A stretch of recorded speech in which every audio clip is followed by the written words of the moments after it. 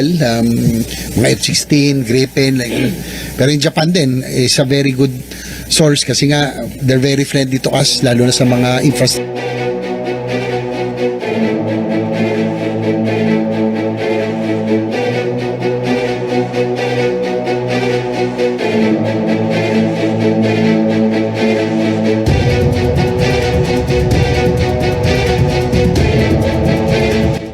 In a Senate hearing on October 7th, 2025, Senator JV Ejercito made a bold suggestion, one that could reshape the Philippine Air Force's modernization path. Instead of waiting years for new jets from Europe or the United States, why not look to Japan? He proposed the acquisition of Japan's Mitsubishi F-2, the so-called Viper Zero, a fighter aircraft that carries the DNA of the American F-16 but refined through Japanese precision, technology, and defense philosophy. And to everyone's surprise, Defense Secretary Gilberto Teodoro didn't dismiss the idea. Instead, he hinted that Japan itself may be preparing to open defense financing for partner countries like the Philippines, a game-changing development that could alter the balance of power in the skies over the West Philippine Sea. Stay with us until the end, as we break down the real story behind this major maritime deal, from financing details and ship design to how it will strengthen our sovereignty at sea. Before we continue our discussion, don't forget to like button, subscribe, and the notification bell button from Pinoy Guard.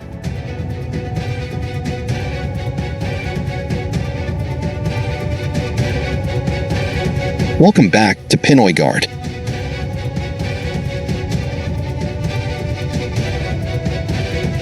During the Senate budget hearing on October 7th, 2025, Senator Ejercito directly asked Secretary Teodoro about the possibility of acquiring the F-2 Viper Zero. It was a question rooted in both practicality and strategy. The Philippines has been searching for a multirole fighter aircraft, MRF, for years, aiming to replace its aging FA-50 fleet and establish a credible deterrent against external threats. But with global production lines congested, from Lockheed Martin's F-16 Block 70S to Saab's Gripen C/D and E/F variants, delivery slots are becoming scarce and delayed. Ejercito's suggestion was simple yet strategic. Look at Japan, a trusted ally with advanced defense industries, and explore options for pre-owned or even co-financed aircraft. Defense Secretary Gilberto Teodoro, known for his cautious yet visionary approach, gave a revealing answer. He acknowledged that Japan is now exploring financing mechanisms for defense exports, a major policy shift under Tokyo's evolving security framework. Japan, through its Official Development Assistance, ODA, and the Japan International Cooperation Agency, JICA, already supports the Philippines through major maritime assets, including the 94-meter multirole response vessels, MRVs, for the Coast Guard. But if that same financing model could extend to defense assets, such as fighter aircraft or naval warships, then the Philippines could finally unlock affordable access to high-end Japanese military technology. Secretary Teodoro even added a personal remark, saying, "In plain terms, the defense chief supports the concept, but legal and bureaucratic barriers remain."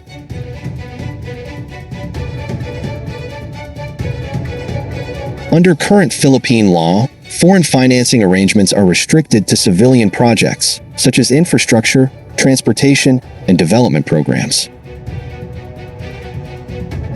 This means the president cannot yet legally enter into foreign loans or soft financing for defense procurement. For Japan's defense financing offer to take effect, legislative amendments are necessary. Only then can the Department of National Defense, D&D, legally tap into such credit lines for military modernization projects. This is where the Senate and the House of Representatives come in. By adjusting these legal frameworks, the Philippines could soon enter into long-term defense loans similar to those used by Japan's other partners, such as the United Kingdom, Australia, and Indonesia. If approved, it would revolutionize how the Philippines funds its modernization programs, allowing access to multi-billion peso defense packages without immediate budget strain.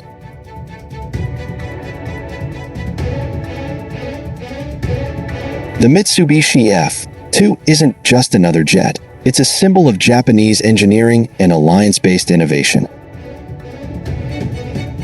Developed jointly by Mitsubishi Heavy Industries and Lockheed Martin, the F-2 was designed as a larger, more advanced derivative of the F-16 Fighting Falcon. Often nicknamed the Viper Zero, this aircraft combines American combat DNA with Japanese technological upgrades. It features a larger wing area for greater maneuverability and fuel capacity, advanced composite materials that reduce weight and radar signature, an indigenous J/APG-1 AESA radar, one of the first operational AESA radars in the world.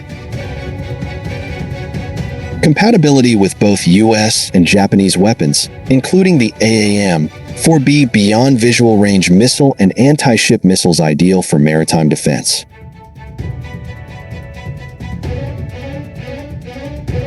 For the Philippines, these capabilities perfectly fit the West Philippine Sea environment: long-range maritime patrols, air interdiction, and anti-shipping missions over vast distances. If Japan offers pre-owned F-2s, or even joint maintenance and training support, it could immediately strengthen the Philippine Air Force's deterrence posture, years ahead of new aircraft deliveries from the West. Global demand for multirole fighters is soaring. From Eastern Europe to Southeast Asia, countries are lining up for limited production slots. The Philippine Air Force, under its multirole fighter acquisition project, has been evaluating several options since the late 2010s. However, as production timelines stretch into 2028 or even 2030, the urgency to field capable interceptors becomes ever more critical. The F-2, despite being an older design, presents a short-term yet potent solution, similar to how the Philippines acquired second-hand C-130s and frigates as stopgap measures while awaiting new assets. Japan's potential to offer soft loans or leasing terms could make this path even more attractive.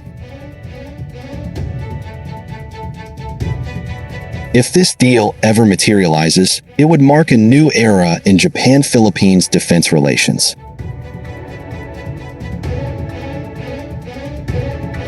Under Japan's revised defense equipment transfer policy, Tokyo can now export defense technology to friendly nations, especially those facing common regional threats, such as China's assertiveness in the South China Sea and East China Sea. By supporting the Philippines, Japan strengthens not only its regional security network, but also its strategic alignment with U.S. allies in the Indo-Pacific. For Manila, partnering with Japan for fighter aircraft would diversify its defense suppliers, reducing overdependence on Western contractors and aligning with the Rehorizon 3 modernization framework, which emphasizes self-reliance, regional cooperation, and strategic deterrence.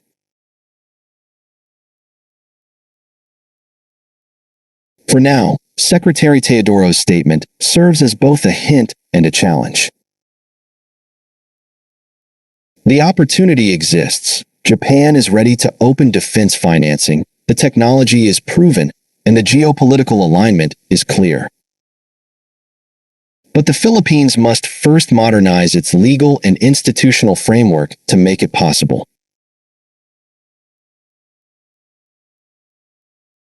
If the Senate and Congress act quickly, Japan's Viper Zero could one day fly under the Philippine flag, patrolling the skies over Palawan, Zambales, and the Calayan Island Group, symbols of an air force no longer grounded by delay, but empowered by diplomacy and innovation.